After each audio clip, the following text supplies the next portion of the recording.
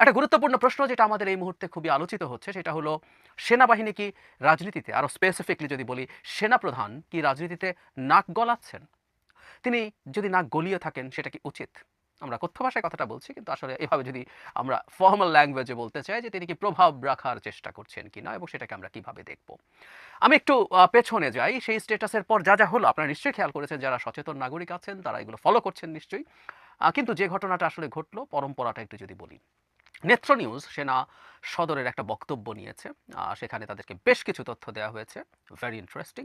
ওটারও কিছু অ্যানালিসিস দরকার। তার ভিত্তিতেই কথা বলব। তার আগে আমরা জনাব সার্জিস আলম, জনাব হাসনাতের সাথে আসলে সার্জিস আলম ছিলেন। আমরা এই দুজনকে এক ধরনের মানিক জোড়ের মতো করে দেখতে পারি। হাসনাত সার্জিস আমরা একসাথে বলে ফেলি। দুজন একসাথে গিয়েছিলেন এবং জনাব সার্জিসের যে স্ট্যাটাস সেটা অনুযায়ী তাদের সাথে আরেকজন যাবার কথা ছিল, তিনি শেষ পর্যন্ত যাননি। এ দুজনই গেছেন। যা ঘটেছে সেটা জনাব সার্জিসেরও বক্তব্যে আসলে অলমোস্ট না, প্রায় পুরোপুরি একই। কিন্তু যেটা হয় মানে আমরা কোনো একটা ঘটনায় ফ্যাক্টস থাকে। ফ্যাক্টসের ক্ষেত্রে আমরা দেখলাম সবাই একমত। জনাব হাসনাত যা বলেছেন, জনাব সার্জিস যা বলেছেন, এমনকি সেনা সদর থেকে যে বক্তব্য দেওয়া হয়েছে নেত্র নিউজকে, সেটার ফ্যাক্টসগুলো কি, মানে দুজন গিয়েছিলেন, ১১ তারিখ বৈঠকটা হয়েছিল এবং সেখানে আওয়ামী লীগকে নিয়ে আলোচনা হয়েছে। কিন্তু যেটা হয়, একটা টার্ম আছে রসমান এফেক্ট, হিস্ট্রি নিয়ে প্রচুর বলা হয় যে ঘটনার বয়ান, ঘটনা ঘটে গেছে কিন্তু ঘটনার বয়ান, রসমন আকিরা কুরাসাওয়ার যে বিখ্যাত রসমন সিনেমা সেটাকে ভিত্তি করে যে একটা ঘটনার বিভিন্ন মানুষের বিভিন্ন বয়ান থাকে। সো জনাব সার্জিস আলমের বয়ানটা জনাব হাসনাতের চাইতে এই জায়গায় ডিফারেন্ট। সেটা হচ্ছে জনাব হাসনাত যেভাবে পোর্ট্রে করতে চেয়েছেন যে এটা তাদেরকে চাপ দেওয়া হয়েছে রিফাইন্ড আওয়ামী লীগকে আনার জন্য, জনাব সার্জিস ব্যাপারটাকে সেভাবে দেখেননি। তিনি বলেছেন এগুলো বলা হয়েছে, এগুলো যে বক্তব্য যা এসছে এগুলো কোনোটাই আসলে চাপ দেওয়ার ঢঙে না।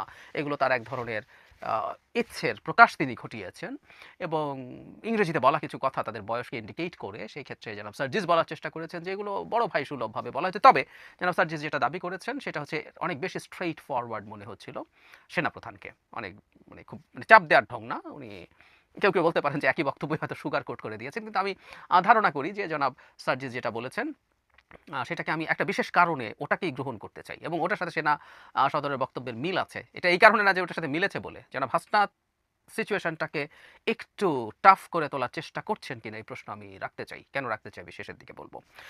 সেনা সদর যে কথাটা বলেছে এটা একটা ইন্টারেস্টিং, আমাদের ভবিষ্যতের ইতিহাসে এটা খুবই ইন্টারেস্টিং একটা বিবৃতি হয়ে থাকবে বলে আমি মনে করি। অবিশ্বাস্য এটা। আ প্রথমেই যেটা হয়েছে এই বক্তব্যকে মানে তাদের মাধ্যমে যেটা তাদের দিক থেকে যেটা বলা হয়েছে, সম্পূর্ণ রাজনৈতিক স্টান্টবাজি বই অন্য কিছু নয়।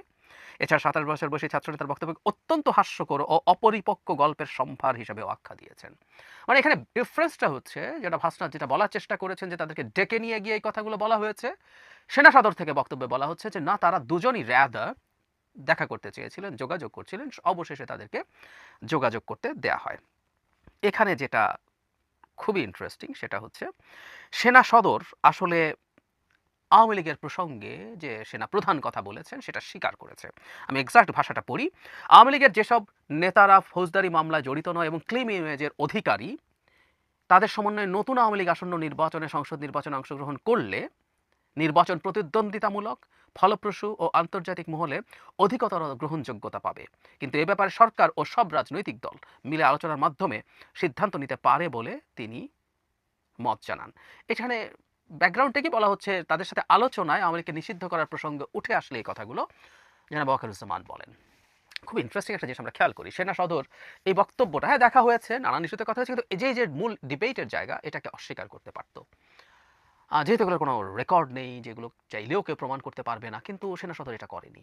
It's very interesting. মানে আমাদের কোনো একটা বাহিনীর জায়গা থেকে আমি মনে করি বক্তব্য দেওয়ার মাধ্যমে সেনাপ্রধান এবং সেনাবাহিনী একটা ক্রেডিবিলিটি অর্জন করেছে। কারণ এটা নিয়ে সমালোচনা হবে জেনেও তারা এটা এগ্রি করছেন। কারণ উনি যতটুকুও বলেছেন ততটুকুও বলতে পারেন কিনা, সেই এখতিয়ার তার আছে কিনা, এই আলাপটা আসলেই হতে পারে। নিশ্চিতভাবেই পারে। চাপ দেওয়া তো প্রশ্নই আসে না। তিনি অভিমত আমরা ধরে নিচ্ছি আমাদের আলোচনার সূত্রে, আলোচনার খাতিরে যে এটাই ঘটেছে এবং জনাব সার্জিস আলমও মোটা দাগে একই ধরনেরই কথা বলছেন যে তিনি তার এক ধরনের অভিমত জানিয়েছেন। তার চিন্তা, তার অপিনিয়ন জানিয়েছেন। তো সেটাও পারেন কিনা সেই আলাপ হবে। তো তারা এটা করেছেন, এটা স্বীকার করেছেন। আমি এটাকে ওয়েলকাম করতে চাই। সত্যিই ওয়েলকাম করতে চাই। এখন প্রশ্ন হচ্ছে, এবং তাহলে এটা প্রতিষ্ঠিত যে আওয়ামী লীগকে নিয়ে আলোচনা হয়েছে এবং সেনাপ্রধান একটা অপিনিয়ন অ্যাটলিস্ট দিয়েছেন। চাপ দেয়া দূরে যদি সরিয়েও রাখি, পারেন কিনা তিনি এটা। আমরা এই আলোচনার সাথে একটু যুক্ত করতে চাই, সেটা হচ্ছে তিনি তো নির্বাচন নিয়েও কথা বলছেন। আমরা আওয়ামী লীগ প্রসঙ্গে তার উপর এত ক্ষুব্ধ হয়ে গেলাম, আমরা কেন তার নির্বাচন প্রসঙ্গে কথা বলা নিয়ে খুব ক্ষুব্ধ হলাম না? পেছনের থেকে যদি আসি, শেখ হাসিনার পতন এবং পালিয়ে যাওয়ার কয়েক সপ্তাহের মধ্যে রয়টার্সকে একটা ইন্টারভিউতে তিনি বলেছিলেন যে অন্তর্বর্তী সরকারকে 18 মাসের মধ্যে নির্বাচন করার জন্য তারা সাহায্য করছেন। মানে এটা নিয়ে কেউ প্রশ্ন করতেই পারেন, আমিও নিজেও করেছি যে তিনি এমনভাবে বলছেন যে সেনাবাহিনী একটা ডিফারেন্ট এন্টিটি। যাই হোক, ওই ডিবেটে এখন ঢুকছে না। কিন্তু 18 মাসের মধ্যে নির্বাচন, এই যে নির্বাচনের একটা সময়সীমা, ইনফ্যাক্ট এই প্রথম নির্বাচনের একটা সময়সীমা কিন্তু সেনাপ্রধানের মাথা থেকে বা মুখ থেকে আসে। কেউ কেউ সমালোচনা করেছে, কিন্তু একেবারে তার বিরুদ্ধে তিনি রাজনীতিতে নাক গলাচ্ছেন, হস্তক্ষেপ করছেন, এই ধরনের ন্যারেটিভ, এই ধরনের বক্তব্য তখন কিন্তু আসেনি। সেনাপ্রধান কিন্তু কয়েকদিন আগে একটা স্পিচ দিয়েছেন, যে স্পিচেও আমাদের মনে আছে নিশ্চয়ই, সেই স্পিচেও তিনি নির্বাচনের প্রসঙ্গে এনেছেন এবং সেখানেও তার পুরনো যে বক্তব্য সেটার রেফারেন্স দিয়েছেন এবং প্রধান উপদেষ্টার সাথে, উনি তাকে ডক্টর ইউনূস বলা নিয়ে অনেক জল ঘোলা হয়েছে।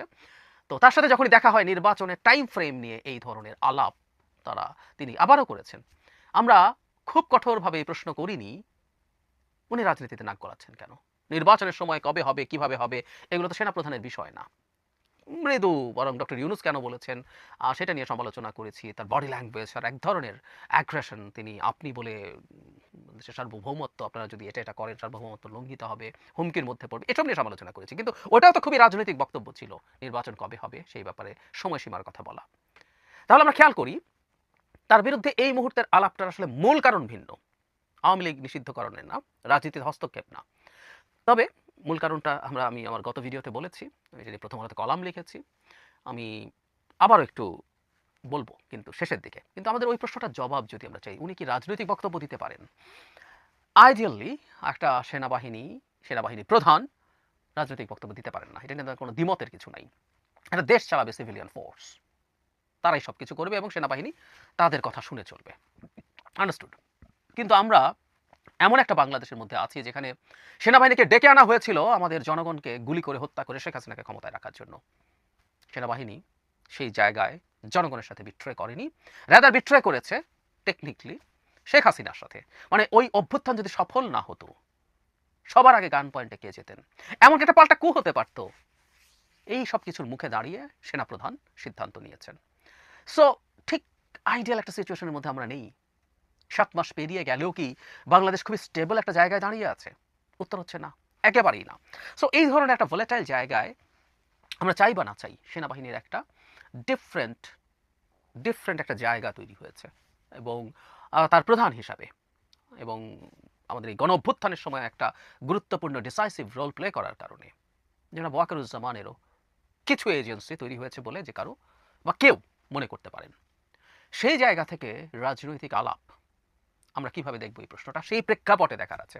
আমি ব্যক্তিগতভাবে অন্তত একটা কথা খুব ক্লিয়ারলি মনে করি, তিনি যে নির্বাচনের পক্ষে কথা বলছেন, আমি ওনার এই বক্তব্যকে সমর্থন করি। হ্যাঁ, কেউ বলতে পারেন যে সেনাপ্রধান যদি কোনো রাজনৈতিক বিষয়ে কথা বলতে না পারে এটা কেন করি? উত্তর হচ্ছে ওই যে এগেইন, এটা একটা স্পেশাল সিচুয়েশন। একটা অত্যন্ত দুর্বল সরকার ক্ষমতায় আছে। এই সরকারটা খুবই শক্তিশালী সরকার হতে পারত, কিন্তু সামহাও খুবই দুর্বল একটা সরকার এবং এই সরকারের একটা অংশ নির্বাচন পিছিয়ে দিতে চায় এবং বাইরের বেশ কিছু মানুষ এই এজেন্ডা নিয়ে মাঠে নেমেছে। সেখানে যখন আমাদের সেনাপ্রধানকে আমরা দেখি তিনি সঠিক সময় একটা নির্বাচন এবং দেশের ডেমোক্রেটিক ট্রানজিশনের দিকে তার প্রবল ইচ্ছে আছে, তার এই বক্তব্যটাকে আমি আমাদের বৃহত্তর কল্যাণের জন্য গ্রহণ করি। সো জিনিসগুলো এত সাদা কালো না, এত বাইনারি না। আমরা কেউ চোখ বন্ধ করে বলে দিচ্ছি। আমি মনে করি না আমাদের বর্তমান প্রেক্ষাপটটা এত সহজ। আমাদেরকে প্র্যাগম্যাটিকলি চিন্তা করতে হলে এই জিনিসটা এভাবেই ভাবতে হবে। সেই প্রেক্ষাপটে তিনি একটা বক্তব্য দিতেও পারেন আওয়ামী লীগ প্রসঙ্গে। আমি মনে করি এটাকে নিয়ে আমরা খুব জল ঘোলা করার কিছু নেই, কিন্তু ঘোলা আমরা করছি। আরেকটা কথা বলে রাখা দরকার, সেটা হলো এই জল ঘোলা না করলেও, যেটা আমরা যদি পছন্দ নাও করি, আমরা তাকে এটা স্মরণ করিয়ে দিতে পারি। এনসিপি এই ধরনের বক্তব্য দিয়েছে, হুইচ ইজ রাইট, তারা দলের দিক থেকে তার অপসারণ চায়নি। কিন্তু যখন এই বক্তব্যটাকে কেন্দ্র করে রাস্তায় মানুষ নামানোর চেষ্টা হয়, জুম্মা এবং তাকে যে ট্যাগ করা হচ্ছে তিনি রয়ের এজেন্ট, এখন কিছু হলেই কারো যদি কোনো মতামতের বাইরে যায় সে রয়ের এজেন্ট, ভারতের দালাল, এই তো ট্যাগিংয়ের জায়গা আছে, করে তাকে ক্ষমতাচ্যুত করতে হবে, দায়িত্বচ্যুত করতে হবে, এই এজেন্ডার নিয়ে আমাদের সমস্যা আছে। জনাব হাসনাতের বক্তব্যকে আমি এক্সাজারেটেড মনে করি, কারণ আমি আমার যে ভিডিওতে আলোচনা করেছিলাম সেখানে আমি বলেছিলাম জনাব হাসনাতের বক্তব্য, জনাব আসিফ মাহমুদ সজীব ভুঁইয়া উপদেষ্টা অবিশ্বাস্যভাবে যে বক্তব্য তিনি খুব সিনক্রোনাইজড ওয়েতে নিয়ে এসছেন, একজন খুব গুরুত্বপূর্ণ প্রবাসী অ্যাক্টিভিস্ট, অতি গুরুত্বপূর্ণ, অতি ইনফ্লুয়েন্সিয়াল একজন অ্যাক্টিভিস্ট যখন এগুলো সবগুলোকে একত্র করে তার বিরুদ্ধে ফ্রেম করেন, তখন জনাব হাসনাত আব্দুল্লাহ তার বক্তব্যকে প্রয়োজনের চাইতে, যা ঘটেছে তার চাইতে অনেক বেশি টাফ করে হাজির করতে পারেন। আমি তার মোটিভ সেটা হওয়া সম্ভব বলে মনে করি। আমি বলছি না তা হয়েছে। আপনি আপনার অপিনিয়ন জানিয়েছেন, এটাকে জনাব হাসনাত চাপ হিসাবে আমাদের সামনে হাজির করতে পারেন যদি তিনি ওই পরিকল্পনার অংশ হয়ে থাকেন। আমি গত ভিডিওতেই বলেছি, সেই অ্যাক্টিভিস্ট এটাকে অন রেকর্ড এই পুরো ব্যাপারটাকে ক্লেম করেছেন, যিনি আগে ঘোষণা দিয়ে এটা করেছেন। সুতরাং জনাব হাসনাত এটা করে থাকতেই পারেন। আমাদের জায়গা থেকে শেষ কথাটা হচ্ছে, এখন একটা স্টেবল অবস্থার দিকে যাওয়া দরকার। শেষ পর্যন্ত যে জায়গায় এসে আমরা দাঁড়িয়েছি এবং এনসিপি যে অবস্থান নিয়েছেন, এটাকে আমি ওয়েলকাম করি। পার্টি হিসেবে তারা যেটা করেছেন, এবং আবারও বলছি, আজই সম্ভবত আমি এই পার্টির অভ্যন্তরে যা হয়েছে এটা নিয়ে বিস্তারিত কিছু কথা বলতে চাই, এবং নিশ্চিতভাবে খুবই হতাশ করেছে পার্টিটা শুরুর এই সময়, এবং এইখানে তারা যা যা করেছে এটা তাদের ভবিষ্যতে তাদের দলের উপরে একটা বড় প্রভাব ফেলবে। কিন্তু এই মুহূর্তে ডিএসকালেট করা দরকার, ডিএসকালেট করা দরকার।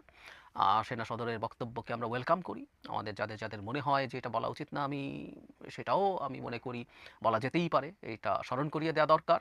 কিন্তু বিপ্লব হয়ে গেছে, এই বিপ্লবোত্তর বাংলাদেশে এটা হবে না, ওটা হবে না, এই কথাগুলো অর্থহীন। বাংলাদেশে বিপ্লব হয়নি, এবং বাংলাদেশ খুবই ভোলাটাইল একটা জায়গায় দাঁড়িয়ে আছে। এই জায়গায় আমরা আমাদের সবাইকে সর্বোচ্চ সংযম এবং ধৈর্য দেখাতে হবে, প্রত্যেককে, প্রত্যেক ক্ষেত্রে।